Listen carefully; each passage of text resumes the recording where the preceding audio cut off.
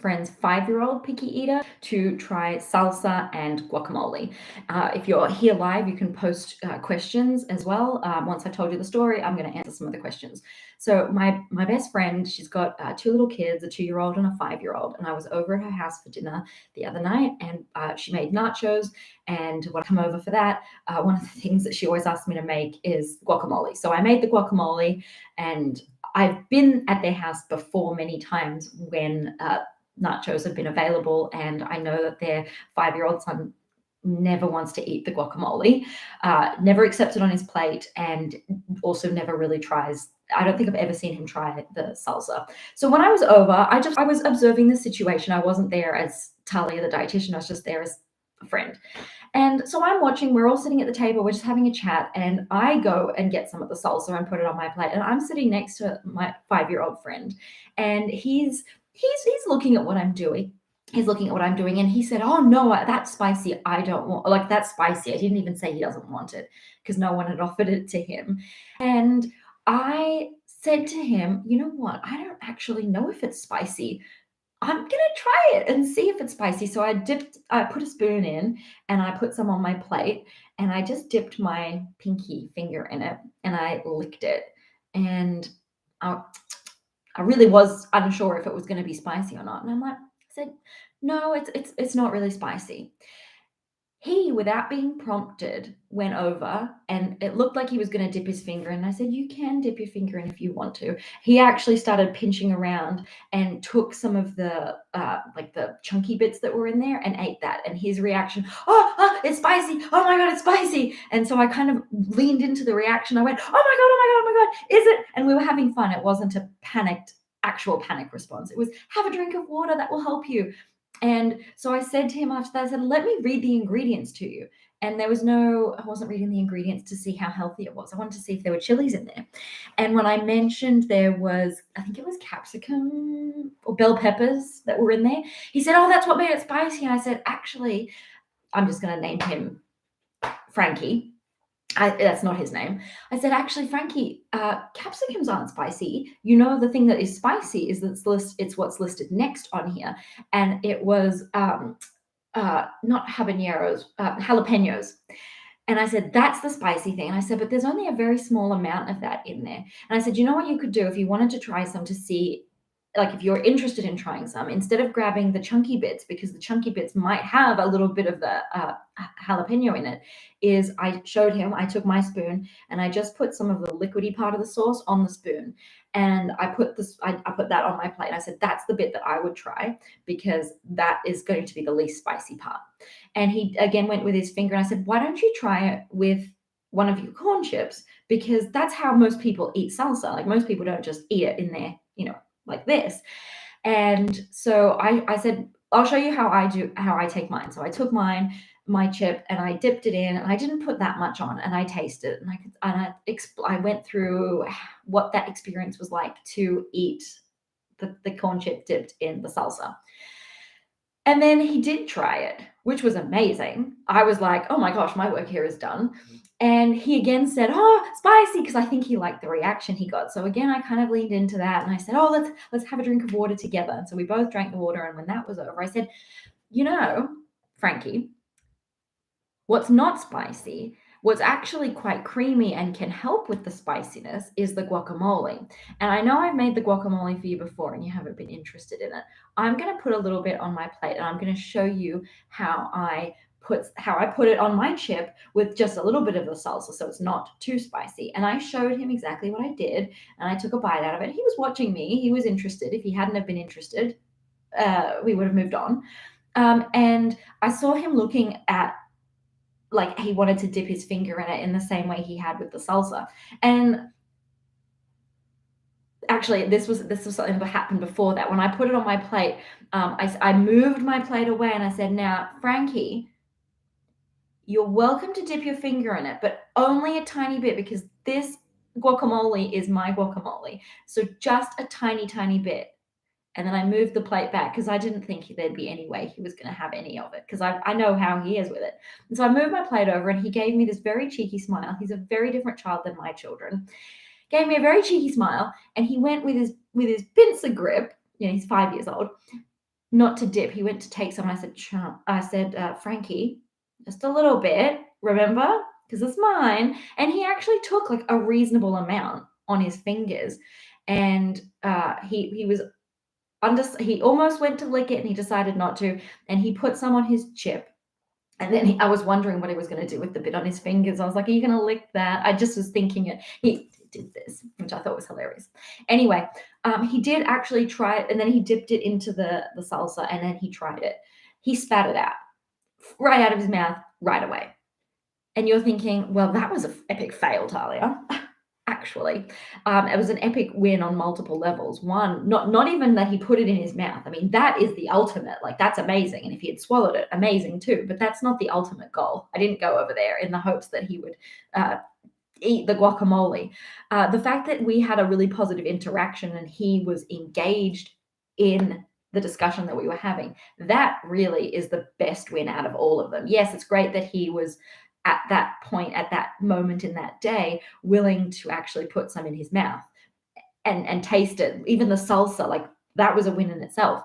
But the fact that he had a really positive interaction with it, that's, to me, the big win here, because he was engaged when he didn't have to be. All right, that's the story. So now I'm opening it up to Q&A. I've got a little bit of time.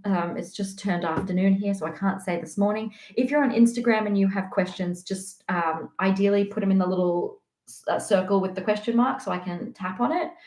And if you're on YouTube, just type your question. Somebody says, love your live and videos, always so helpful. Oh, thank you so much. Thank you. And TikTok people, I'll have a little scroll back, and if you've got questions, just put them directly in the comments. So 5-year-old with autism has a texture issue, doesn't like mushy foods, but loves breads, smoothies, etc. Well, smoothies are kind of I don't know if I would call them mushy, but they are like a similar consistency. So that's something that we can definitely work with. I'm working with a couple of neurodivergent children at the moment. One of them is actually 5. So usually when we're talking about a child that is neurodiverse, I would much rather work with you one-on-one. If that's something that you're interested in, please send me a private message, because I've got a couple of clients still on my wait list, but I'm going to be taking new clients starting in March. So if you want to hop on a discovery call with me, now's a great time to do that.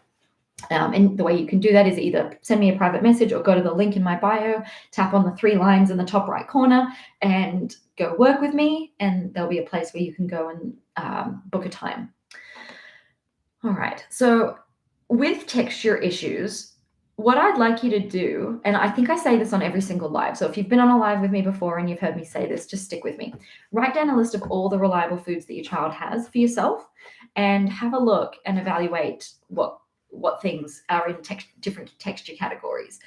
Because when you say that he has a texture issue and he won't like mushy foods. Well, to me, when I read smoothies, I'm like, well, that's not a dissimilar texture than a mushy food. And that really is something that we can work with. So I would like you, I think it'd be really interesting if you were to write that down, all the reliable foods, and kind of see if there are any similarities in there with a mushy texture and how you can work towards a mushy texture based on some of the things that are already in his liked foods.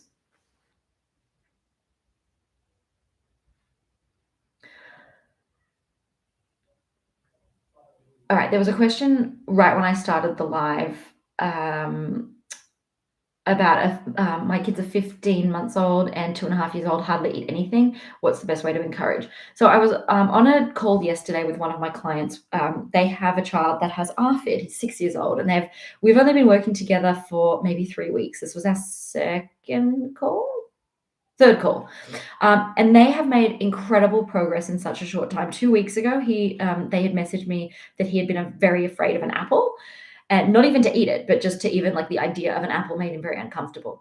And I gave them an experiment to do with both their children in the last week. And he not only was quite happy to play around with the apple with his hands, he cut the apple and played around with the cut piece of apple, touching it, which in and of itself is an amazing win, especially for an ARFID kid in 2 weeks.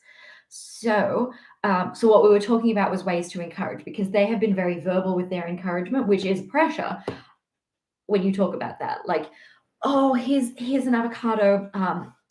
I'm going to put it on your plate. Look, it's delicious. I think you're really going to like it.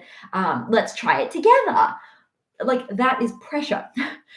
There's no two ways about that. If I say that to you and like pretend it's not an avocado, pretend it's something that you find grotesque, if I'm telling you how delicious it is or how yummy it is, that's pressure, because my opinion of it being yummy, I'm telling you it's yummy because I want you to think it's yummy. It's very clear that that's what I'm trying to do. And that is pressuring and coercing. So one of the best ways to encourage is to not encourage in the traditional way that you would think to encourage, with that type of encouragement. And instead, like the story that I just told you about, engaging my child's my friend's child, was to engage in a conversation with him and see where he was at from there, rather than if I'd sat down, and remember his name's not actually Frankie, but if I'd sat down and said, "Oh, Frankie, this salsa is really tasty. I think you're really going to like it." I have already made myself unsuccessful, and I already made the child suspicious. So hopefully that helps a little bit.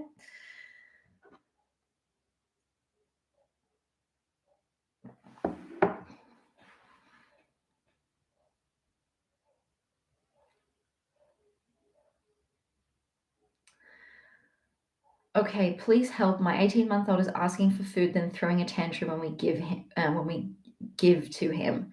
All right, 18 months old is like the typical age. Like, usually in my practice, or when I speak to parents, the typical ages that selectiveness or pickiness starts to happen is between 14 months and 18 months. It can happen later, it can happen earlier.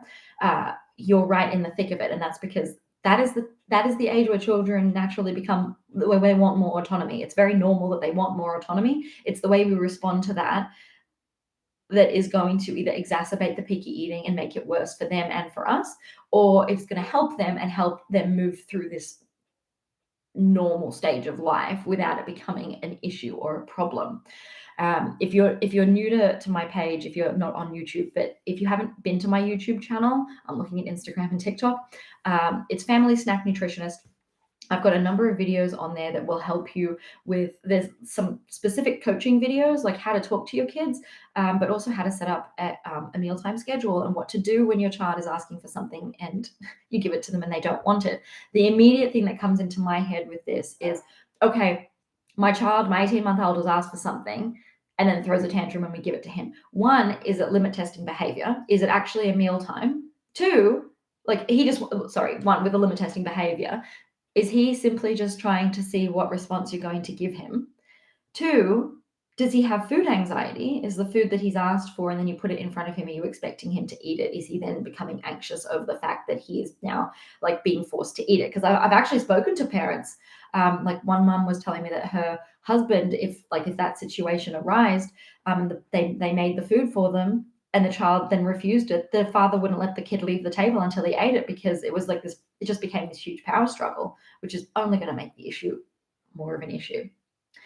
So what I'm trying to say is, with an 18-month-old, since you're starting so early, you want to know what kind of responses to give to your child.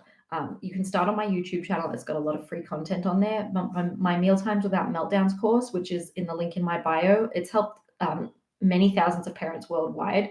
And the sooner you get started on how to respond in a positive way, and when I say positive, I don't mean like, yes, you can have that. I don't mean that positive. I mean in a way that's not going to exacerbate the pickiness and have it continue to become this cycle, which is where I see parents fall into. They have a child who becomes picky.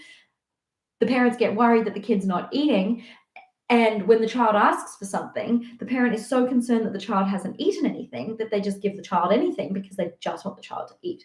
And that comes from a place of the parent wanting the child to eat. So you're a great parent because you care about wanting your child to eat. However, that does make the pickiness worse. It's not the most effective way to work through the pickiness that you're having. It's actually going to make it worse, even though it's your best intention to look after your child.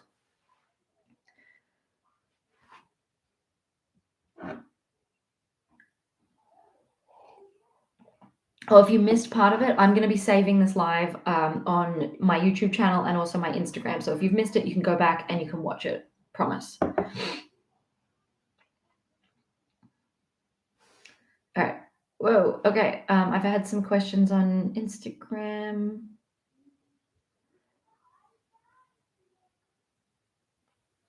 How often to serve a food you would like to you would li you would like your child to eat, but they have so far not wanted to eat? That's a really good question. Uh, it depends. If it's a food that you eat regularly, a couple of times a week, that's great. What I usually tell parents is to have the one-day washout rule, meaning if you've tried, like, let's say we've just put avocado with dinner and the child's refused avocado, or you've tried to have an exposure to avocado, try not to do it the next day and give it a day off. Even if the child really loved it, give it a day off. Because I did a video about this recently, which was that a child would try, like, would, let's say they loved the avocado tonight, and you're like, oh, yay, they love avocado, I'm going to give them avocado tomorrow. And then tomorrow they're like, I'm not eating that. That can feel very disheartening. So try to leave a day in between. However, sometimes you are going to have like leftovers the next day because that's just what's available in your house and you don't have time to make another meal. Don't feel bad about that. That's okay. Just a general guideline.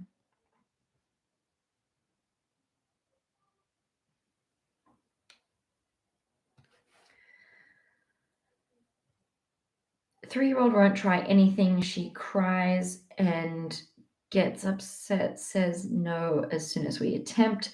We tried to cook with her and still freaks out when it's her turn to try. Okay. That sounds like like one of the mums that's in my small coaching group at the moment. She's also got a 3-year-old, and we're dealing with some food anxiety with her. And when I say anxiety, I mean, no, no, no, no, I don't want that on my plate. No, no, no, no, no, no, get it off my plate. I don't want it. Or no, I'm not coming to the table, and I run off. That's anxiety. That's the child most likely, and from most of the families I've worked with, it's been because there's been pressure in the past where that child has been forced to sit at the table or has been forced to try something that they don't want to try. Sometimes it could just be pressure that's simply like, you need to try your avocado, have 3 bites of your avocado, or have 1 bite of your avocado, and then you can have your chocolate or this thing or that thing. So something that we're working on in the small coaching group with this family who has a 3-year-old that has some food anxiety and also refuses to try things at the moment.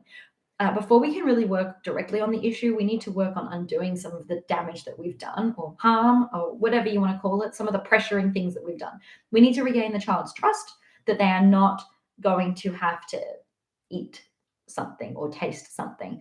And we're even, like, right now we're in week 4 of the small coaching group, and we had a long chat because this family, they are doing everything they can, like they're following all of the instructions and they're posting regularly in the chat so that I can help them throughout the week. But they did tell me, we bribed her. We were so desperate, we bribed her with, it was I think it was a marshmallow. And so we had a discussion about bribing, and it's not enough for me to just say don't bribe.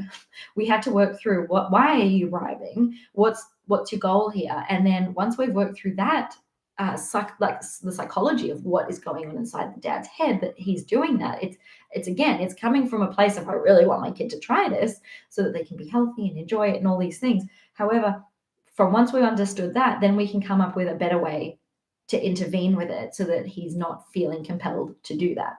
And that's what we were working on. So it's really good that you're getting them into the kitchen to help you cook. Keep doing that. And then when it's her turn to try it, you've got to accept that if she doesn't want to try it, she doesn't have to try it.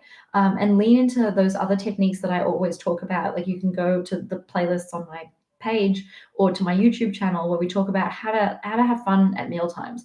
I go through this in much more detail in my online course, Mealtimes Without Meltdowns, how to get them involved, how to talk about food, how to do it responsively without pressure, and how to make it fun, because that's really the area that a lot of parents struggle with.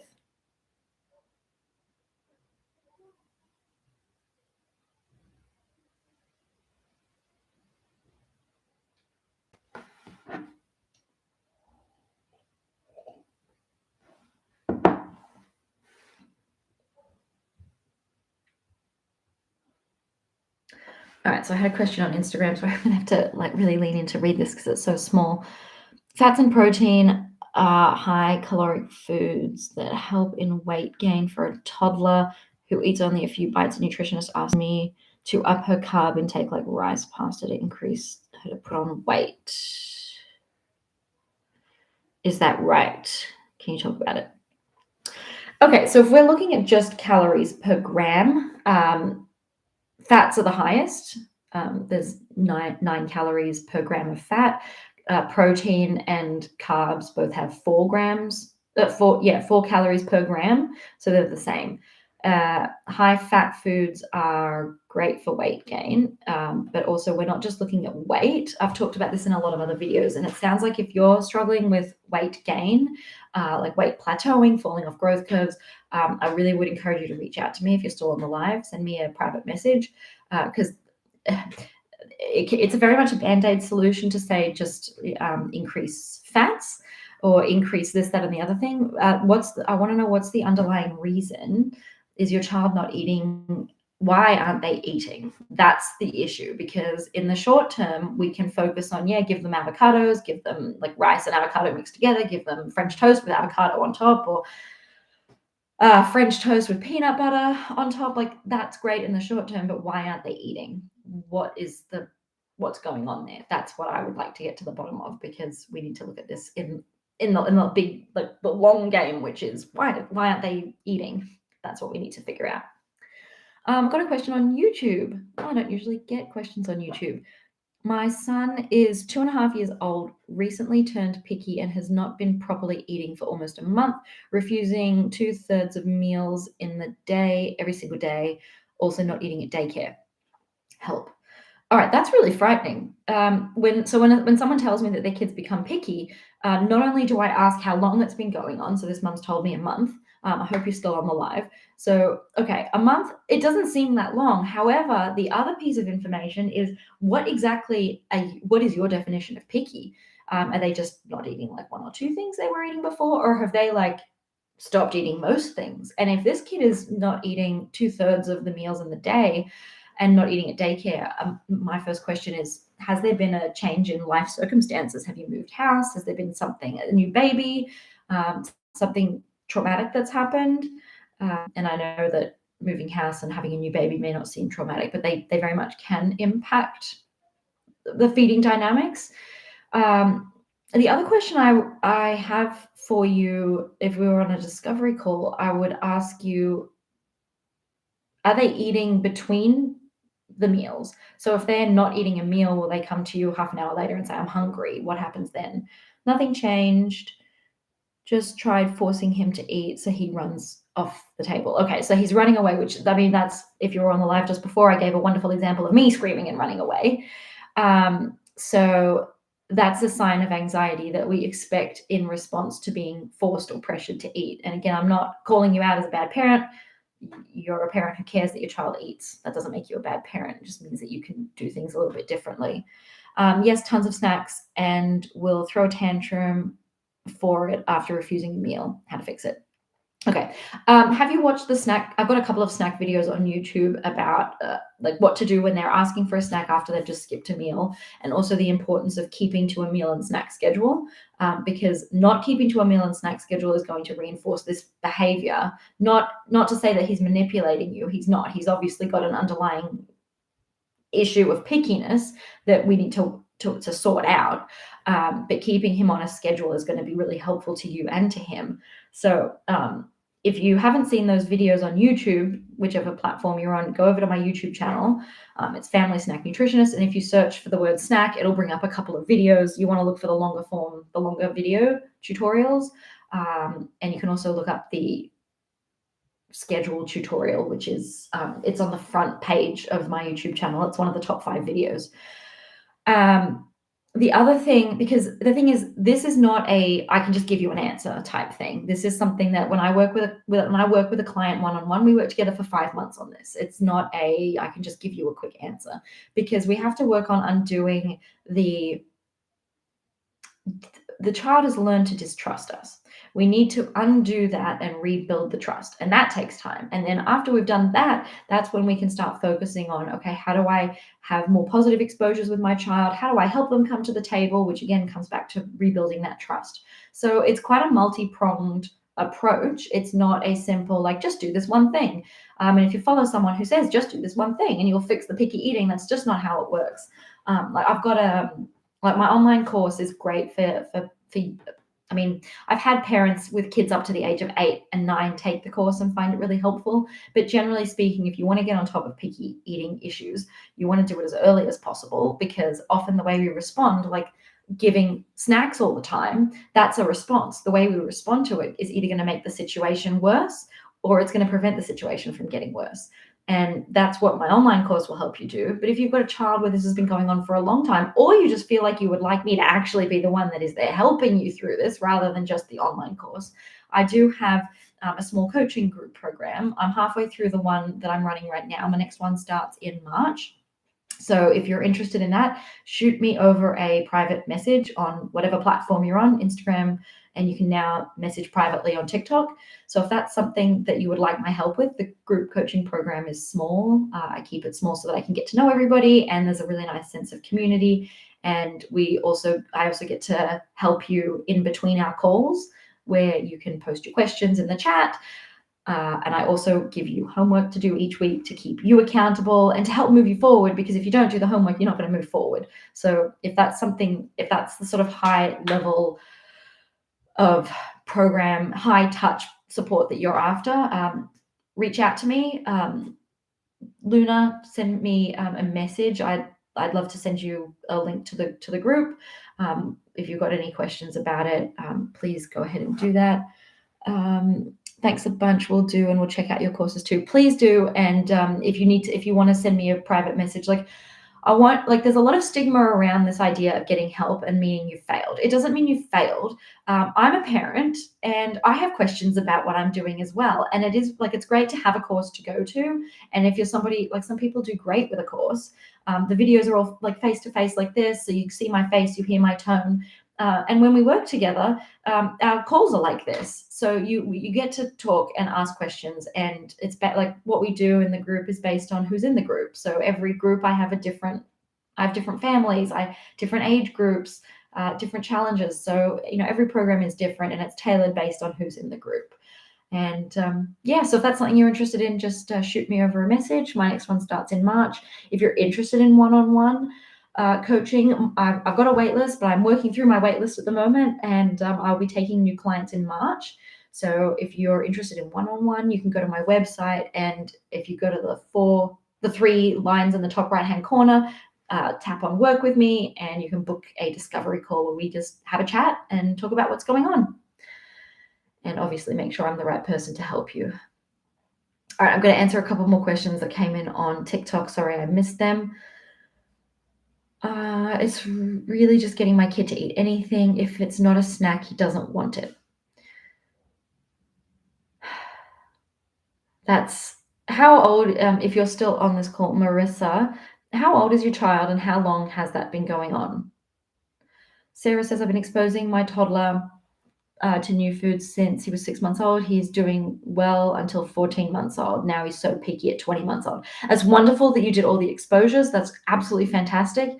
You're right. If you were here on the live about 5 minutes ago, 10 minutes ago, I lose track of time. I mentioned that most children start to get that sense of autonomy between 14 and 18 months, where they may start to get picky around that time. When I say that's normal, I mean it's normal that children go through a phase of wanting autonomy and not wanting to be told what to do, and they'll say no to things. It's how we respond to that that's really going to make the difference. Given that he's 20 months old, that's 6 months of his life. Since he was 14 months old, 6 months of his life, he's still very young. So that's a reasonably substantial amount of time of his life. But because he's so young, chances are if you start implementing some of the things that I talk about and share on my page, you're going to have a lot of success, because a lot of it comes down to the way you respond to your child. And the reason I communicate all of this, and the way I help my clients as well, like we can only control what we can control, and you have a lot that you can control. And the way that you navigate the conversation, the way you navigate how you approach meal times, that's all within your control. And those are all things within your power to improve and to make changes with. And that's what I help families do. So if you haven't checked out my YouTube and you just sort of want to get a feel for, who I am and how I work with parents.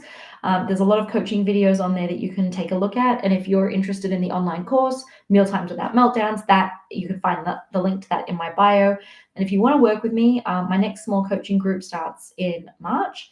And I'm also taking on new one-on-one clients in March. So you can head over to my website, which is the link in my bio, tap on the three lines and book yourself a discovery call. You can tap on work with me, book a call. Please make sure you put the call time in your calendar, because I do have a lot of people that want to have calls with me, and it's very frustrating when people don't show up to calls. So please put it in your calendar so you don't miss it. Yep, Sarah, check it out. And if you have questions, just feel free to send me a DM and we can chat from there.